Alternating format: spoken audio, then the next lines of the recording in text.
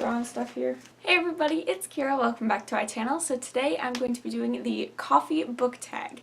Now, I don't actually drink coffee. I really only have one coffee mug, and this is the one, and it's the one that I keep all of my bookmarks in. But I thought this tag was really fun, and so I just wanted to do it anyways. Instead of coffee, I usually drink water or Mountain Dew, to be honest. I don't like hot liquids, so I don't know. There's that. But let's just get right into this tag. And as always, I will leave the creator's video in the description below. Number 1 is Black. Name a series that's tough to get into but has hardcore fans. And I really couldn't think of one for this one. I mean, maybe The Maze Runner, in that, like, a lot of people don't necessarily like it. But yeah, I could not think of one. Maybe I just haven't read the right books. If you guys have any series that you find are hard to get into but have a hardcore fan base, please let me know down in the comments. Number 2, Peppermint Mocha. Name a book that gets more popular during the winter or festive time of year. So for this one, I have to go with Harry Potter. There's just something about rereading the Harry Potter series during the winter time, like around Christmas, that's just so magical and cool, and a lot of people do it, and so it seems to get more popular. I mean, really, can Harry Potter get more popular? I don't know, but a lot of people tend to reread the series during the Christmas season, and so it just seems to get more popular. I see it around all the time during Christmas time. Number 3, Hot Chocolate. What is your favorite children's book? So, if you guys don't know, my favorite children's book is The Lion, the Witch, and the Wardrobe from the Chronicles of Narnia. That it's just so beautiful and magical and just an amazing story. I also really loved the Magic Tree House series. Those were some of my favorite books to read when I was younger, and just kind of getting into reading. Those were just they were short and sweet and had really cool adventures, and it made me really want a treehouse that had magic abilities. And it was also really cool because my sister is 8 now, and so she's kind of been reading them. I think she's finished all of them now, actually. All the ones that they have out anyways. And it's just really cool to like have something to connect with her about it. Those are some of my favorites. Number 4, Double Shot of Espresso. Name a book that kept you on the edge of your seat from start to finish. Quite a few books do this for me, honestly, but the one that I have to talk about is Illuminae by Amy Kaufman and Jay Kristoff. This book is so fast-paced.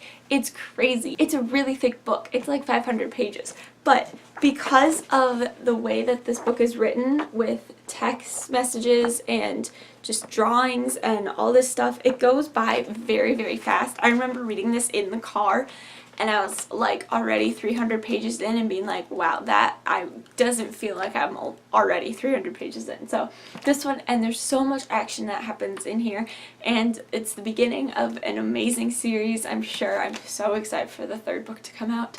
But yeah, this one definitely was just like action all the time, and it was so cool. Number 5, Starbucks. Name a book you see everywhere. And this is probably just because it came out recently, but that has to be Turtles All the Way Down by John Green. This is such an amazing, realistic book, I feel.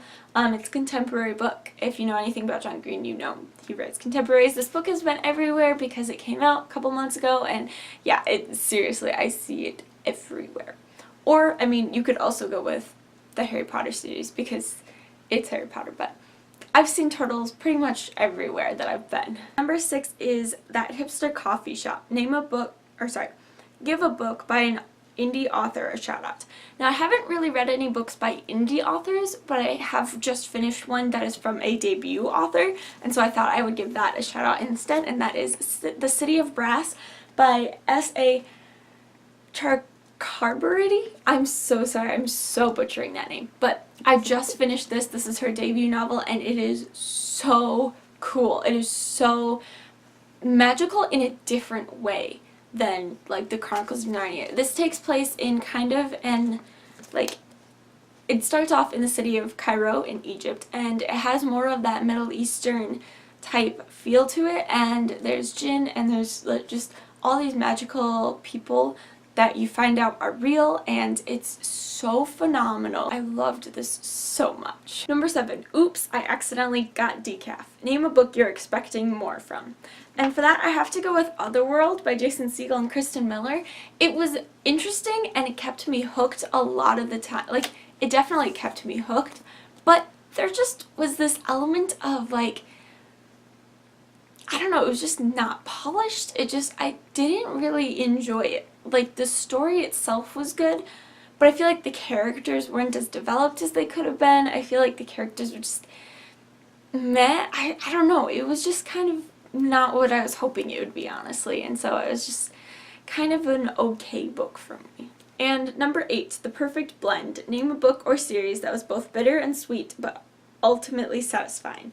For that, I absolutely have to go with An Ember in the Ashes by Sabaa Tahir. The reason I chose this is because it's bitter in the fact there's a lot of violence and terrible things that happen in these books, like this whole series.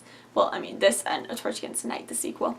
But the characters are so phenomenal. The action and the story is so amazing, and I love this series. There was a school bus that just went by. This series is just so amazing, and I love it so much. So I'm so excited for this next book to come out as well, Reaper at the Gates. So excited, cannot wait. So yeah, it ultimately left me satisfied. But also not satisfied because the second book ended like on a cliffhanger in a way. So like I need the next one, but you know what I mean. So that is it for this video. I'd love to hear your answers, so please leave them down in the comments below. Thank you guys so much for watching, and I'll see you next time. Bye!